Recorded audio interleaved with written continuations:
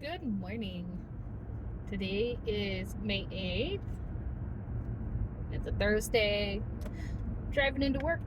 Just wanted to share my thoughts or get some thoughts out because I figure, the more I talk out loud, the better I'll get at expressing my thoughts and getting them to connect better and be more cohesive. Anyway, there's so many topics.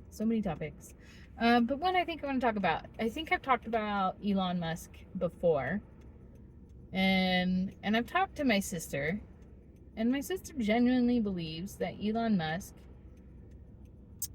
stems from a desire to save humanity. That he loves humanity and wants to help it continue to perpetuate, I guess. And I think that's a worthy goal and ideology. But I feel like the method about how he's trying to go about it is wrong. Like his goal is to get us to Mars, right? I mean, if we get us to Mars, that's one step, right? Then the question is well, what's next? What steps do they have to do next? Well, they'd have to, if you're looking to expand humanity, right, then they would need to be able to make the planet livable for humans. So they'd have to terraform the planet. Or they need to continue to be spacefaring people that can continue to explore the universe and find planets that are livable and get to them and then, repopulate or populate those new planets. And I think the philosophy I have is that while that's cool and interesting and would be fun, I feel like that's not the right place to put emphasis for our time right now, right? Like if you're putting all your time and effort into getting us to Mars, you're not paying attention to the current issues that we have on our current planet. And say you get to Mars, well, now you need to know how to terraform the planet. And if we can't keep our own planet's climate under control, if we can't fix and keep our planet on a trajectory from burning up and drying up or whatever, right? If we can't fix that on Earth today, why do you think that we can do that on a totally different planet that is already inhabitable? Like, it doesn't make sense to me. If you can't manage an already habitable planet, how you're going to manage an inhabitable planet? Like, I feel like your test subject should be Earth, right? You should be figuring out and putting your priorities into how do we maintain and manage the global climate of our planet, and then take some of those lessons to then start trying to apply to an inhabitable planet to terraform it. So, I guess the other thing that I feel like if the goal is to make us spacefaring people and to go to new planets and terraform them, or to just go find ones that are already habitable and go and habitate them, I feel like that's a giving up, a coward card, right? I've been playing a video game and I'm losing and I just want to restart. I want a fresh slate. I want to restart somewhere else. And that's kind of what it feels like to me with Elon Musk. Like, he's like, I'm giving up. I'm giving up on this planet. I just want to start over. And I just disagree with that approach in life. I mean, sometimes in a video game, yeah, I might do that. I might be like, okay, I've messed this up. But in real life, like, realizing that we've messed up and we need to fix it should be that moment that galvanizes you to try harder, to try again and to look for solutions rather than giving up. Like, I guess that's the equivalent of just committing human suicide, you know? Like, okay, we're screwed, so let's go and try and make it somewhere else. What makes you think that we're going to make it somewhere else better than we are already here? Like, I don't agree with the philosophy. Now, I do think there is some nobleness, right? There's some nobleness to loving humanity and wanting to save it and wanting to keep it going. I just think that right now the efforts in which he's going about that is a distraction. It's not the real way to go and actually save our planet, you know? Like, he's putting so much effort into getting into space that's putting in more pollution and whatever into our atmosphere, which is making our planet worse. So, like, all of his efforts are making our planet worse in an attempt to get to a new planet.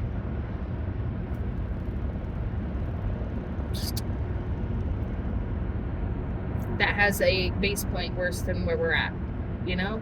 I don't know. It doesn't make sense to me. I think it would make more sense because he seems to be able to attract smart and intelligent and dedicated and passionate people, right? And I think that's awesome that he can attract those kinds of people. I wish he would put that effort into advancing technology that we need here on Earth today, right? Rather than focusing on space. Space is cool, and I'm totally down for us continuing to explore and advance our space technology. But I also feel like right now it's a distraction, right? Like, we need better sources of clean energy, you know? And there's all this propaganda with the current administration, it's, you know, slandering green energy. And yeah, there are pros and cons to green energy, right? Yeah. Windmills aren't going to work all the time. Solar panels are not going to work all the time. And yeah, when they're working really well and have excess, you need to have storage capacity for them and batteries, right? So there's pros and cons, right?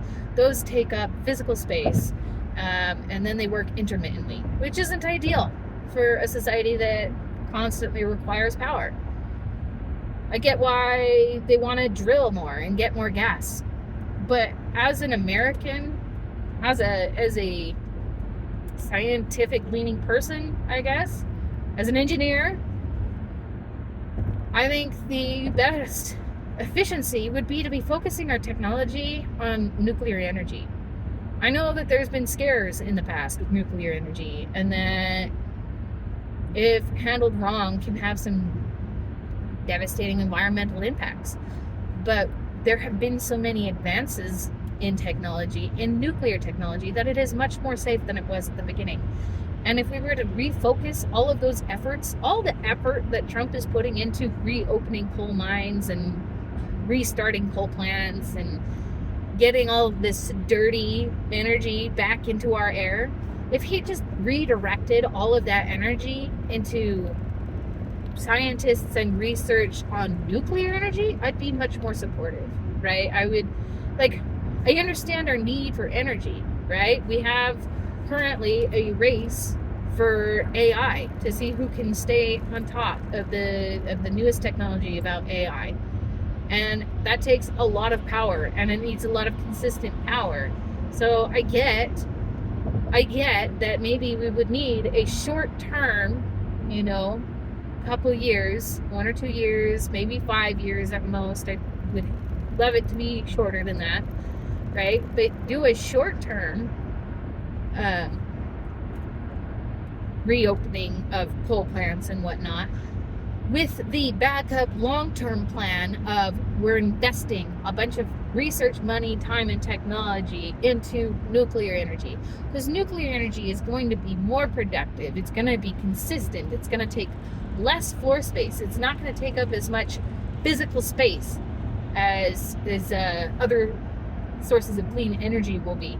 And if we put more effort in research and technology, we could maybe figure out what to do with the waste. And I feel like there's already been some progress on things that you can do with the nuclear waste, which reduces its environmental impact, right? Like, we just need to put our focus and energy in the correct areas. And long term, we would benefit and we would have a better society and a better world for it. I feel like the current administration and government generally is being very, very short-sighted. They're being very, very short-sighted. And I want better long-term solutions. Okay?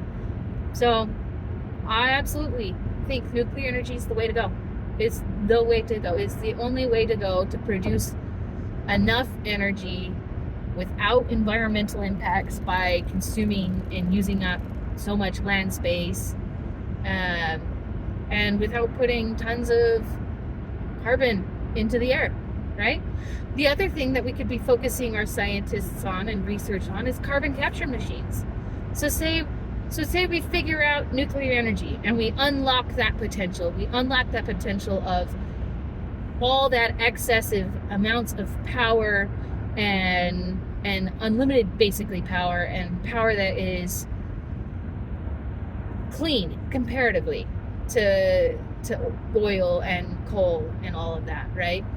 We unlock that power, then finally we might have a solution where we can start investing into carbon capture machines, right?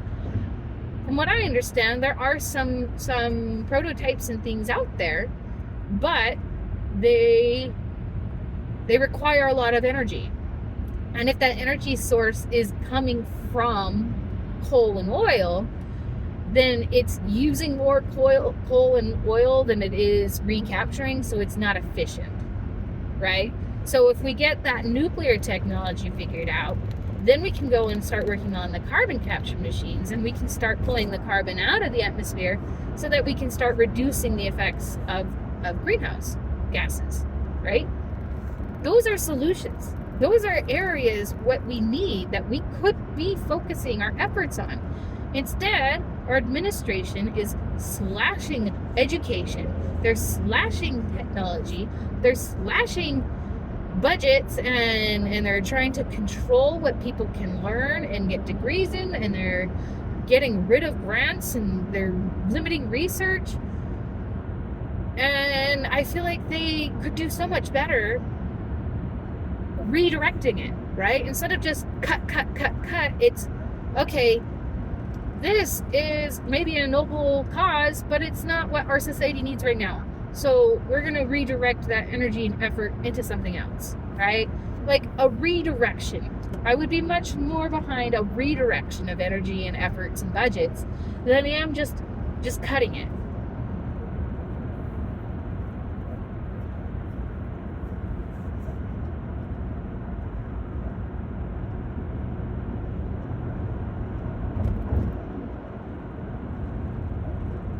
Some of the other issues that I've been becoming aware of as well is like healthcare. Healthcare is a major issue in our country, right?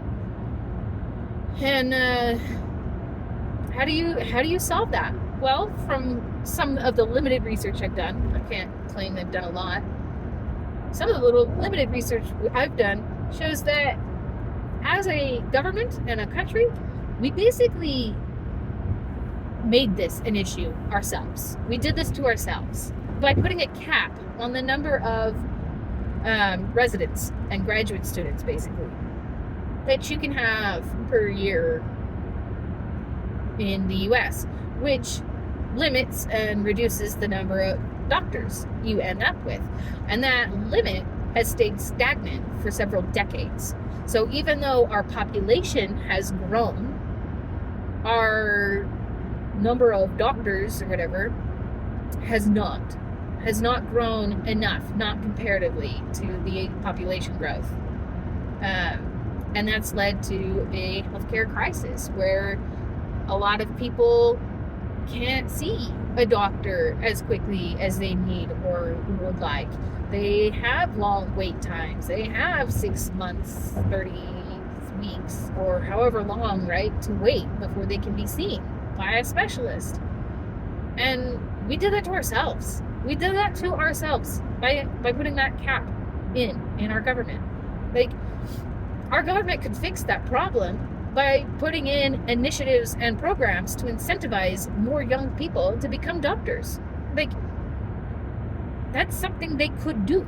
That you could do that. You could get rid of that policy. You could institute a new one, and you could institute programs encouraging more people to become doctors. Like, I feel like that would be a big step. Honestly, also, I hate the healthcare insurance, health insurance business. Like, I feel like we put way too much effort and money into insurance that then gets to control and tell us whether or not we can or cannot see specific doctors. Where I feel like if we had a different program where that money that we pay to like health insurance went to actual doctors instead of bureaucrats, like we could have a better healthcare system, and we could have free healthcare, right? Like, the amount of free, right? If you were to just take the amount of money that we're paying into health insurance and redirect it into the actual healthcare system, I feel like you could solve a lot of problems with that. But I don't know. I'm not an expert. I'm not perfect. It's just a thought, an idea I have, and I'd love to explore. Another interesting idea that I have that I would love to see, actually, is, China, one of their better things one of the things they're better at than we are is supply chain, right? They've figured out how to incentivize a bunch of companies to go after a specific initiative. And then they have like 20, 30 companies that just start up, and they're supporting all of them, right? Giving them all funding until they get to like the top 2 or 3 that end up being the ones that figure it out and get it efficient and are able to produce. And then, a lot of those startups end up going away or merge into one successful company.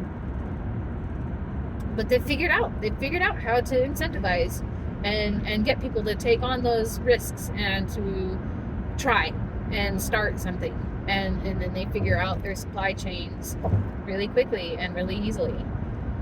And, if we want something like that in America, I would hire some gamers. I would hire specifically like speed runners of games like Civilization, Age of Empires,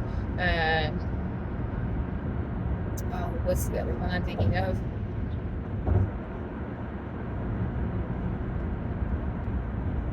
Can't remember. But games that are like city building, right? Or economics, right? Where they have to start from somewhere and they have to build up and build up and build up to things. And I found that a lot of people, especially like speedrunners, are people that learn, like they play the game and they learn how it works, right? They experiment and they play with, okay, if I do this, I get this. And they take notes and they sometimes make spreadsheets. And they just figure out, in general,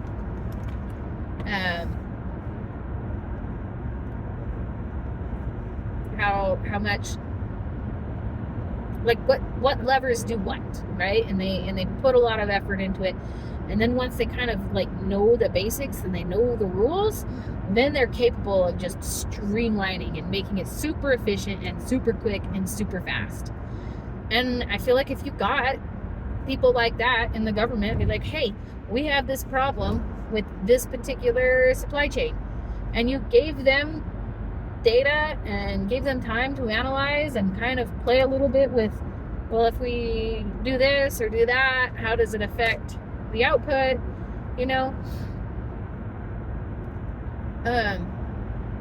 like I really feel like some speedrunners of certain video games would probably be fantastic at solving supply chain issues in our country, right? They'd be able to figure it out and solve a bunch of things. I'd totally make a committee, a planning committee with people like that. Now, not all of them like that. Like, I would definitely want other people with other expertise and, like to help with the planning and whatnot. But I really feel like that they could provide a good strategy, right? They could provide a basic strategy from which people to then can perpetuate, perfect, and improve. And no, it won't ever be perfect, right? There's always going to be problems in any solution we come up with, but that doesn't mean we shouldn't try. We should try.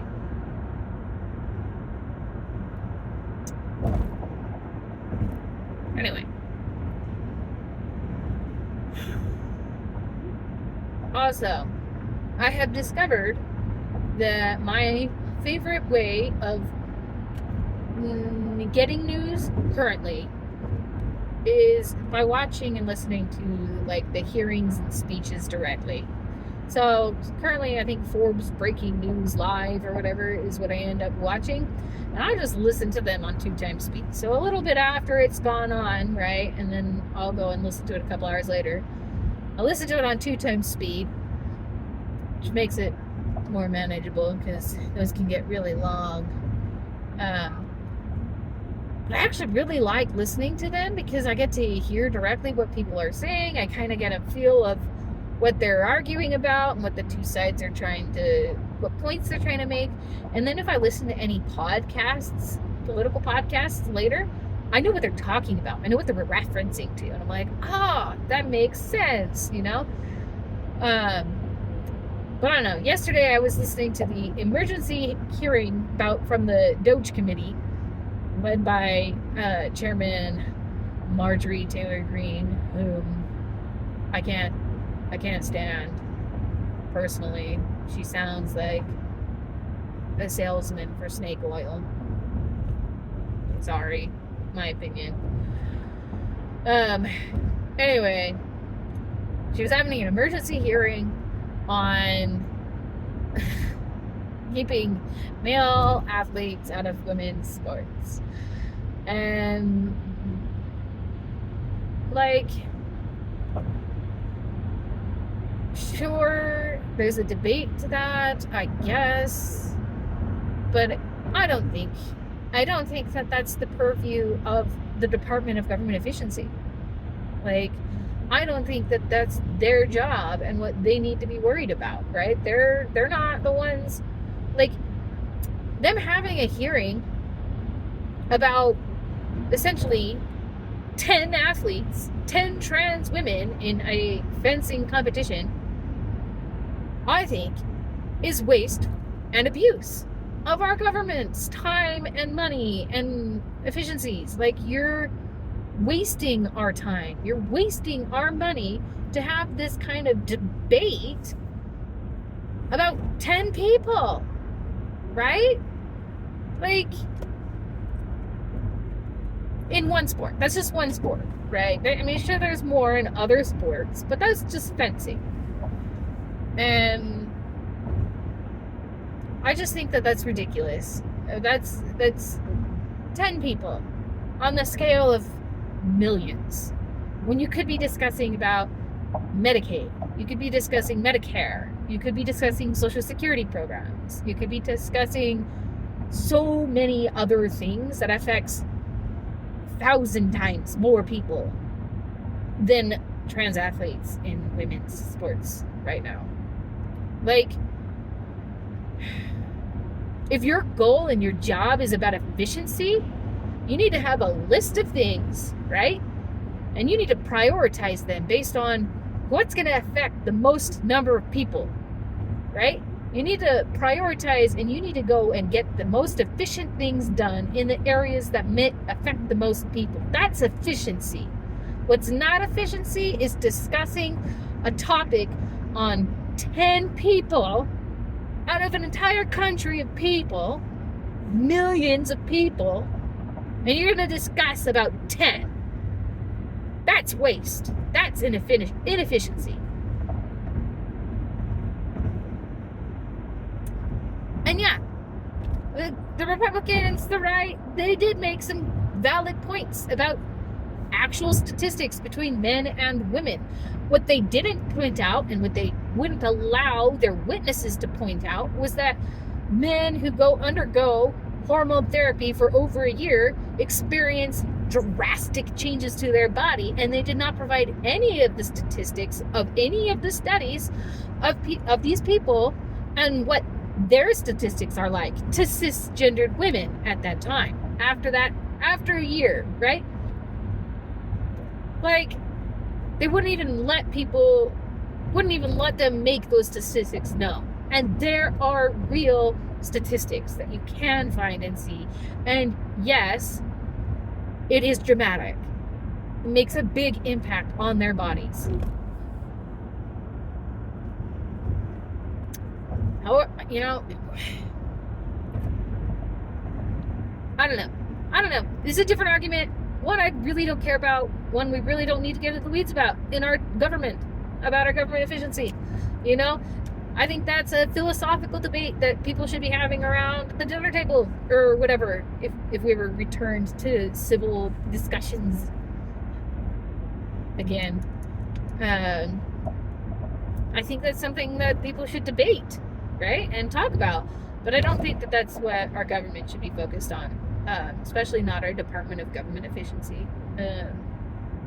It's a joke. That's just a joke. What's more funny about that was that this was an emergency hearing, and from what I understand, it was declared and done in an effort to cover up other news about insider trading that has been going on, which I called out a couple of weeks ago, like the day that Trump on April 2nd or whatever declared Liberation Day by announcing tariffs on 140 different countries or whatever, including an island of penguins. Like that's gonna liberate us, whatever. Anyway, so he declares Liberation Day, tanks the economy over the weekend. $6 trillion lost. Tanked.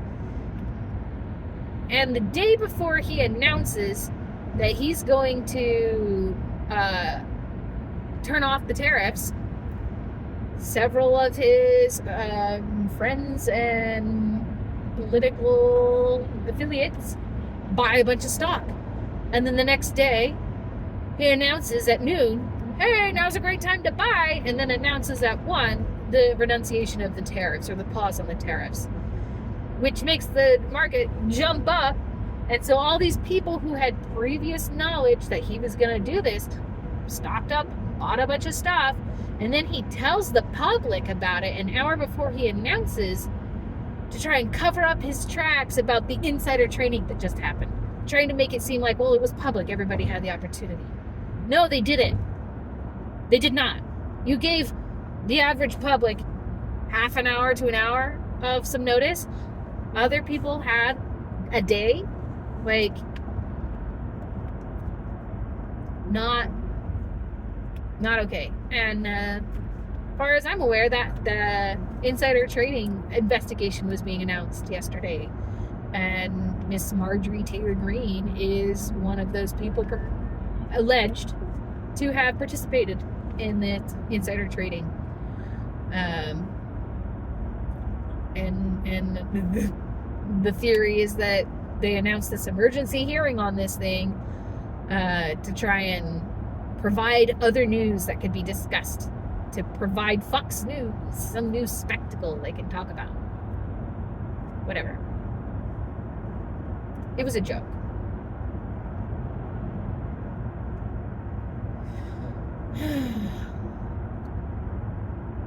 Anyway, those are my thoughts for now. So,